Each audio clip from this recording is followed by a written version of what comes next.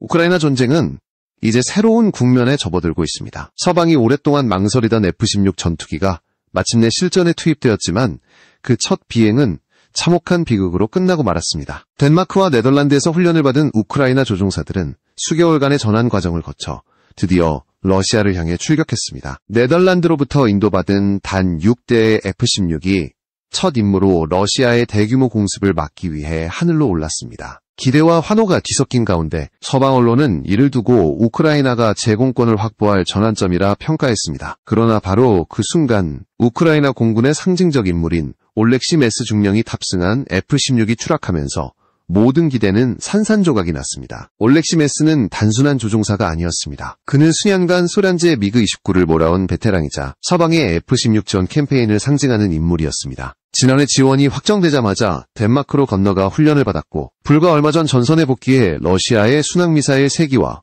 공격드론 1기를 격추시키며 민간인을 구해낸 전투 영웅이었습니다. 하지만 숙련된 그조차도 기체 전환 과정에서 피할 수 없는 위험에 맞닥뜨렸고 결국 그는 목숨을 잃고 말았습니다. 이번 추락으로 우크라이나는 단 13명뿐인 F-16 조종사 중 1명을 잃었고 실전 기체도 6대에서 5대로 줄어드는 치명적 손실을 입게 되었습니다. 사고 원인을 두고 논란은 거셉니다. 미국 언론은 조종사 실수를 지적했지만 우크라이나 측은 강력히 반박하며 러시아의 공격 가능성은 배제되었습니다. 그러나 전문가들은 이 사고가 결코 우연이 아니라고 말합니다. 미그-29와 F-16은 조종체계부터 비행 제어 방식까지 완전히 다릅니다. 미그-29는 중앙 스틱과 기계식 유압 시스템을 사용하는 반면 F-16은 사이드 스틱과 디지털 플라이 바이 와이어를 탑재한 대표적 4세대 전투기입니다. 이런 차이는 단기간 훈련으로 극복하기 어렵습니다. 실제로 우리 공군도 과거 F-16 전환에 28주 이상의 교육 과정을 거쳐야 했습니다. 즉 불과 1년 남짓한 시간은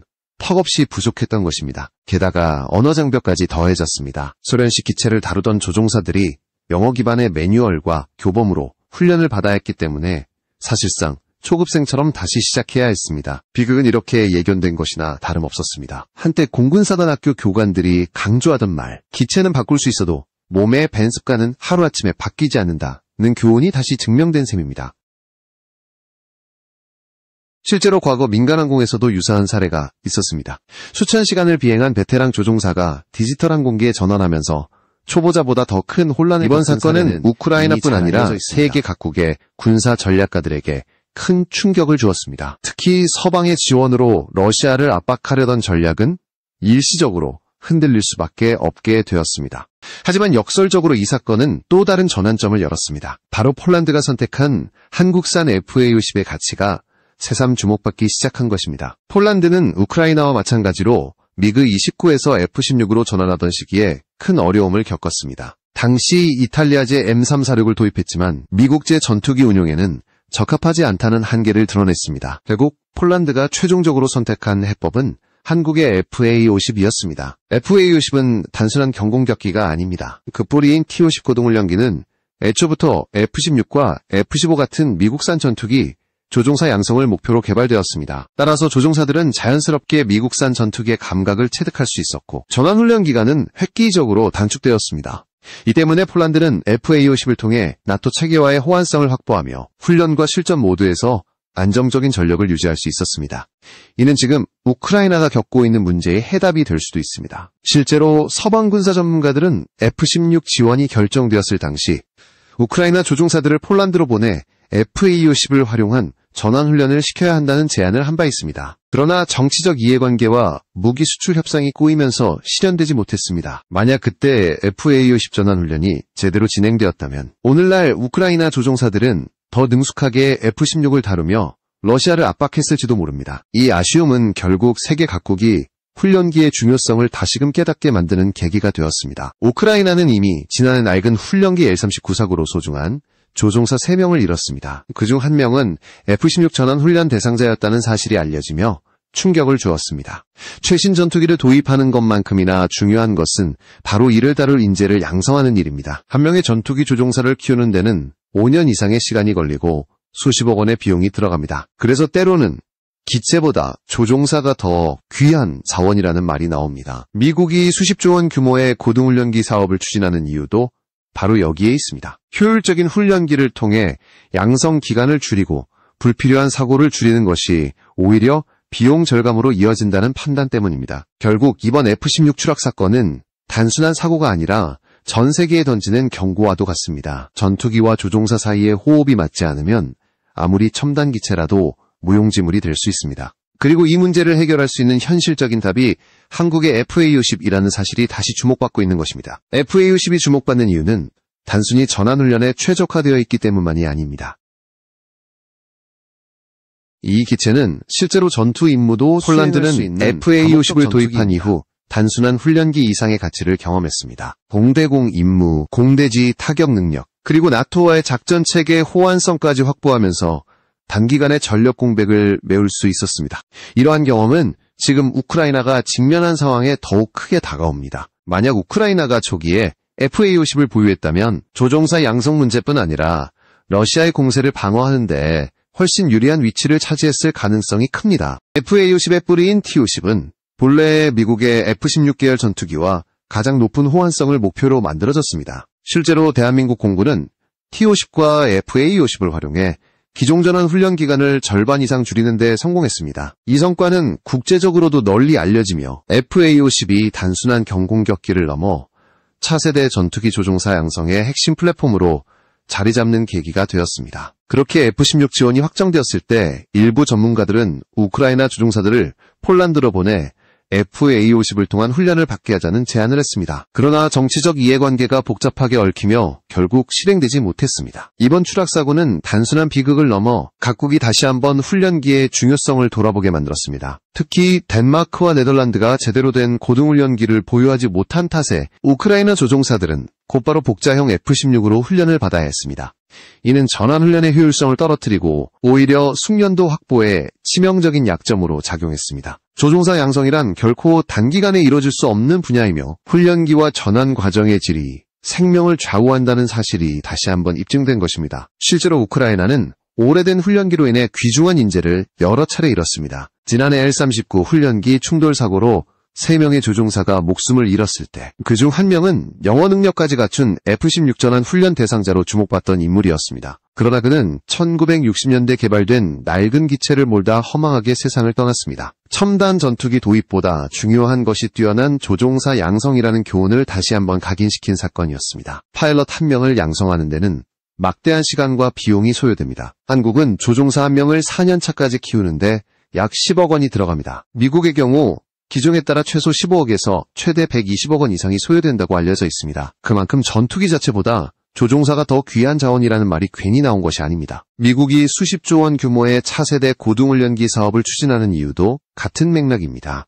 효율적인 훈련기를 통해 양성 기간을 줄이고 불필요한 사고를 줄이는 것이 곧 비용 절감으로 이어진다는 것입니다. 바로 이 점에서 FA-50은 단순한 전투기를 넘어 전 세계가 주목하는 전략적 솔루션이 되고 있습니다. 한국이 개발한 FA-50은 F-16 운용 국가들에게 최적의 파트너로 자리매김하며 실전과 훈련을 동시에 충족시킬 수 있는 독보적 플랫폼임을 입증했습니다. 그리고 이 모든 흐름은 이제 KF-21로 이어지고 있습니다. 대한민국이 독자적으로 만든 차세대 초음속 전투기 KF-21은 글로벌 시장에서 새로운 패러다임을 열고 있습니다. 최근 미국 CNN은 KF-21 을글로벌 초음속 전투기 제조에 엘리트 그룹 합류라 표현하며 주목했습니다. 특히 KF-21은 미국산 F-35와 비교했을 때 놀라운 가동률과 가격 경쟁력을 갖췄다는 평가를 받습니다. 국산 화율 역시 약 70%에 달해 항공기 제작 역사가 길지 않은 한국이 불과 수년 만에 이룬 독자적 성과로 평가받고 있습니다. CNN은 한국이 이제 군사항공 분야의 거인들과 어깨를 나란히 하게 되었다고 보도했습니다. 이는 단순한 기술적 진보가 아니라 한국의 국방산업이 세계 무대에서 새로운 힘을 얻고 있음을 의미합니다. KF-21은 단순히 전투기 한 대를 넘어 한국의 미래를 바꾸는 프로젝트입니다. 총 8조 원 이상이 투입된 이 사업은 2015년부터 2028년까지 이어지며 노후화된 F4 팬텀과 F5 타이거를 대체할 차세대 주력기로 자리 잡을 예정입니다. KF-21은 최대 전투 반경 1000km, 공대공과 공대지 미사일, 유도 폭탄까지 탑재할 수 있으며 반스텔스 특성을 갖춘 강력한 4.5세대 전투기입니다. 단가 역시 약 8천만 달러 수준으로 F-35의 절반에 불과합니다. 유지 비용도 시간당 약 1만 4천 달러로 알려져 있어 경제적 효율성까지 확보했습니다. 이러한 경쟁력 덕분에 중동의 강국 아랍에미리트는 미국산 F-35 도입을 포기한 이후 KF-21에 본격적인 관심을 보이고 있습니다. UAE 국방부 차관이 직접 한국을 방문해 KF-21 시제기에 탑승하며 성능을 점검했고 양국은 협력 의향서를 체결하며 본격적인 파트너십을 모색하고 있습니다. 이는 KF-21이 단순히 한국의 전력 증강을 넘어 세계 시장에서 새로운 흐름을 만들어가고 있음을 보여주는 상징적 장면입니다. KF-21을 둘러싼 국제적 반응은 시간이 갈수록 뜨거워지고 있습니다. UAE뿐 아니라 다른 중동 국가들도 KF-21의 도입 가능성을 주목하고 있으며 이는 미국과 프랑스 중심으로 돌아가던 무기 시장에 커다란 균열을 내고 있습니다. UAE는 미국의 까다로운 조건과 정치적 부담 때문에 F-35 도입을 취소했지만 KF-21은 훨씬 자유로운 수출 조건과 낮은 가격 그리고 안정적인 운용 비용을 제시하면서 매력적인 대안으로 떠오르고 있습니다. 방산 전문 매체 아미 레커니션은 KF-21이 F-35에 비해 스텔스 성능과 네트워킹 능력은 다소 부족하다고 평가했지만 절반 수준의 가격과 제한이 적은 수출 조건 덕분에 독립적인 전력 운용을 원하는 국가들에게 훨씬 매력적인 선택이 될 수 있다고 분석했습니다. 이러한 변화는 한국 공군에도 커다란 자신감을 심어주고 있습니다. 이영수 공군 참모총장은 KF-21 시험 비행을 마친 뒤 전력과 기동성, 항공전자와 무장 능력에서 세계적 수준의 전투기와 어깨를 나란히 할 수 있다고 자신있게 선언했습니다. 실제로 한국은 KF-21X라는 업그레이드 버전을 준비하고 있으며 내부 무기창과 향상된 스텔스 기능을 추가한 이 모델은 한국형 전투기의 미래를 더욱 확고히 다질 것으로 기대되고 있습니다. 만약 UAE가 도입을 최종 결정한다면 이는 단순한 수출 이상의 의미를 가집니다. 한국 방산업계가 중동이라는 거대한 시장에 본격적으로 진출할 수 있는 교두보가 마련되는 것이기 때문입니다. 그러나 KF-21 개발 과정은 결코 순탄치 않았습니다. 초기 단계에서 인도네시아가 공동 참여를 약속했지만 분담금 지급 문제로 끊임없는 갈등이 이어졌습니다. 당초 인도네시아는 개발비의 20%를 부담하기로 했으나 장기간 체납과 미지급 사태가 반복되며 신뢰가 흔들렸습니다. 2025년 6월 양국은 결국 분담금을 대폭 줄이는 합의에 도달했지만 그만큼 인도네시아의 기술 이전 범위도 축소될 수밖에 없었습니다. 이 과정에서 한국 내부에서도 더 이상 인도네시아에 끌려다니지 말아야 한다는 비판적 목소리가 커졌습니다. 더구나 인도네시아는 잠수함 사업에서도 한국을 외면하는 행보를 보였습니다. 2019년 추진했던 후속 잠수함 협력이 지연되면서 결국 프랑스와 새로운 계약을 체결했고 사실상 한국과의 협력은 멈춰섰습니다. 이로 인해 양국 관계는 상당히 경색되었지만 항공 분야에서는 아직 완전한 결별로 보기는 어렵습니다. 인도네시아가 공동 생산 참여를 유지하고 48대 배치 계획을 재확인했다는 보도가 나오면서 최소한 형식적인 협력은 이어지고 있기 때문입니다. 하지만 실제로 이 계획이 지켜질지는 여전히 불확실합니다. 분담금 지급과 세부 절차가 지연된다면 향후 KF-21 프로그램에서 인도네시아의 영향력은 점점 줄어들 수밖에 없습니다. 이와 같은 상황은 한국 방산업계에 새로운 기회를 만들어주기도 했습니다. 인도네시아의 불안정한 태도 때문에 오히려 유럽과 중동 등 다른 지역에서 KF-21에 대한 관심이 빠르게 커지고 있는 것입니다. 최근 각종 에어쇼에서 KF-21을 비롯한 한국 항공우주 산업의 최신 기술이 공개되면서 폴란드, 필리핀, 태국, 말레이시아 등 기존 수출국은 물론이고 미국, 영국, 사우디, 베트남까지 새로운 시장이 열리고 있습니다. 특히 한국은 FA-50, 수리온 헬기, 인공지능 기반 시뮬레이터까지 다양한 무기를 선보이며 글로벌 파트너십을 확대해 나가고 있습니다. 이는 KF-21의 수출 가능성을 한층 더 높여주는 요인으로 작용합니다. 한화 에어로스페이스는 2024년 이후 F414 엔진 40기 이상 공급 계약을 체결하며 KF-21의 안정적인 전력화를 뒷받침했습니다. 이어 2025년에는 예비 부품 계약까지 성사시키며 신뢰를 더욱 굳건히 했습니다. 현재 최종 조립 라인에서는 전자장비와 엔진 장착 단계가 본격적으로 진행 중이며 이를 통해 KF-21의 납기와 생산 신뢰도를 확보할 수 있게 되었습니다. 해외 협상에서도 기술력과 납기 두 가지를 동시에 보장할 수 있는 것은 한국산 전투기의 강력한 경쟁력이 될 것입니다. 특히 영국과의 협력은 최근 들어 더욱 두드러지고 있습니다. 2023년 양국은 글로벌 전략 동반자 협정을 맺으며 방산협력의 제도적 틀을 마련했습니다. 이후 국방 양해각서 체결과 자유무역협정 개정 협상이 동시에 진행되었고 영국은 한국 해군 차세대 호위함에 MT-30 가스터빈을 공급하며 신뢰를 쌓아갔습니다. 나아가 롤스로이스는 KF-21 차세대 엔진 개발 파트너로 참여하겠다는 제안까지 내놓았습니다. 이는 한국이 추진하는 엔진 자립 로드맵을 존중하면서도 영국이 기술 협력을 통해 한국과의 결속을 강화하려는 의지를 보여주는 사례입니다. 반면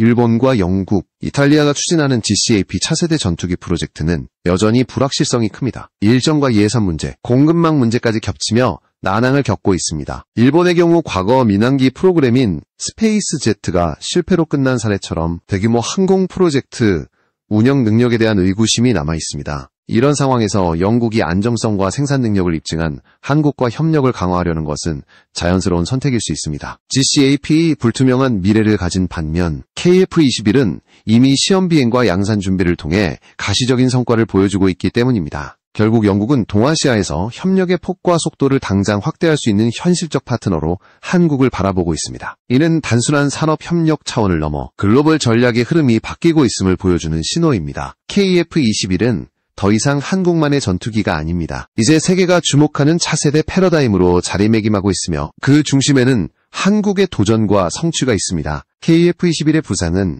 단순히 한국의 방산 성과가 아니라 세계 전략 균형에도 파문을 일으키고 있습니다. 특히 러시아와의 전쟁을 치르고 있는 우크라이나, 그리고 그 전쟁을 주시하는 유럽 국가들에게는 한국의 사례가 중요한 교훈이 되고 있습니다. 폴란드가 FA-50을 도입해 얻은 성과는 이미 우크라이나의 상황과 대비되며 크게 주목받고 있습니다. 폴란드는 FA-50을 통해 조종사 전환 과정을 안정적으로 관리했을 뿐만 아니라 나토 작전 체계 속에서 호환성을 확보하며 전력 강화에 성공했습니다. 이는 나토 내부에서 한국산 전투기가 신뢰할 수 있는 대안이라는 인식을 확산시켰습니다. 실제로 FA-50과 KF-21은 같은 계보에 서 있는 전투기입니다. FA-50이 훈련과 실전의 균형을 맞추는 역할을 했다면 KF-21은 본격적으로 4.5세대 전투기 시장에서 미국과 유럽의 독점을 흔드는 역할을 맡고 있습니다. 이러한 흐름은 이미 국제 언론에서도 집중 조명되고 있습니다. CNN은 KF-21을 두고 가격 경쟁력과 가동률에서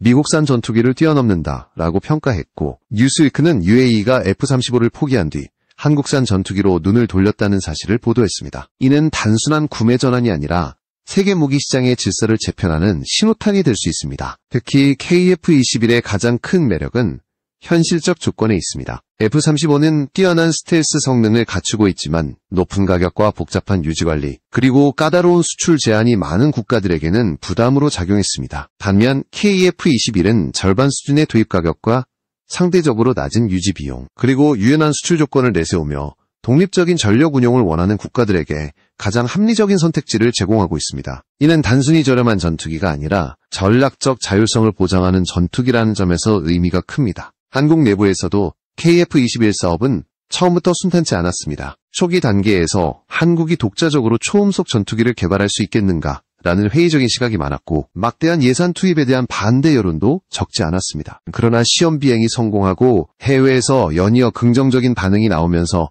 분위기는 급격히 달라졌습니다. 이제는 KF-21이 단순한 국산 무기 개발을 넘어 국가적 자존심과 미래 산업의 상징으로 자리 잡았습니다. 이 과정에서 인도네시아와의 갈등은 불가피한 과제였습니다. 개발비 분담금을 약속했음에도 체납을 반복한 인도네시아는 한국의 인내심을 시험했습니다. 특히 한국이 후속 잠수함 사업에서 손실을 감수한 경험까지 겹치면서 양국의 신뢰는 크게 흔들렸습니다. 결국 인도네시아는 프랑스와 새로운 계약을 체결하며 사실상 한국과의 잠수함 협력을 중단했지만 KF-21 프로그램에서는 여전히 완전한 결별로 이어지지 않았습니다. 이는 인도네시아가 항공 분야에서 KF-21의 기술적, 전략적 가치를 무시할 수 없다는 사실을 보여줍니다. 하지만 한국은 이제 더 이상 인도네시아에 의존하지 않고 유럽과 중동을 비롯한 새로운 시장 개척에 집중하고 있습니다. 실제로 최근 에어쇼 현장에서 KF-21은 FA-50, 수리온 헬기, 최신 시뮬레이터와 함께 전시되며